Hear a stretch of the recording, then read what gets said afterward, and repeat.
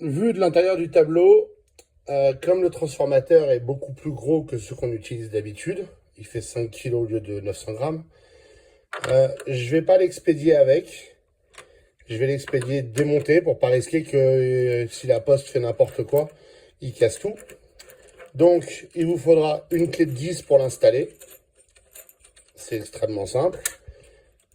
Je vais vous l'envoyer avec toutes les pièces dans l'ordre dans un collier Rilsan.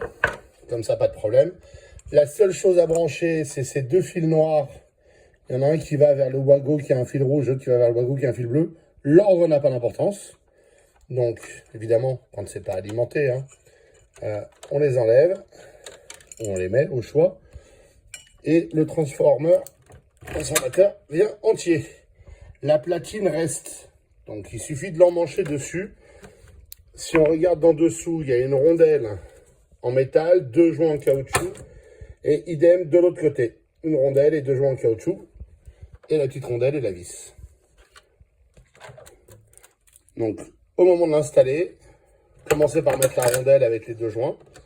C'est assez simple à faire. Ensuite, emmanchez le transformateur.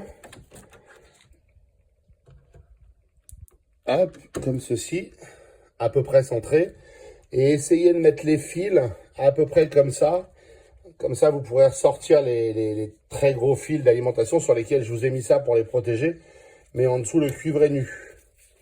Donc attention, le cuivre est nu en dessous.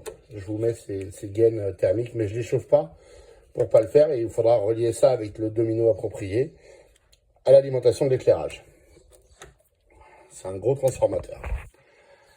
Et ensuite, on met les deux rondelles qui restent. La petite rondelle de calage. Enfin, de calage, pas du tout. La petite rondelle pour les trous. Si on n'est pas complètement manchot, hop, on met l'écrou. Et avec la clé de 10, on le serre. Il faut serrer fermement, mais pas non plus, selon l'expression consacrée, comme un âne.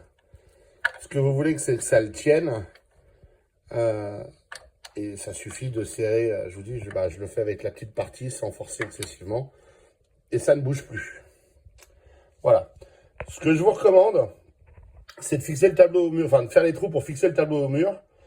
Vérifier que c'est bon, enlever le tableau, mettre ça et le revisser. C'est plus facile à faire à plat. Vous pouvez le faire verticalement, c'est pas très compliqué. Il suffit d'emmancher les choses et de le centrer à peu près entre le rail et le bord le moment venu. Et après, vous prenez juste les fils que j'ai coincés en dessous, naturellement. Faites attention à ne pas faire la même bêtise.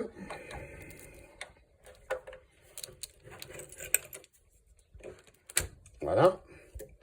Donc le fil que j'avais coincé en dessous. Et vous le mettez dans le Wago.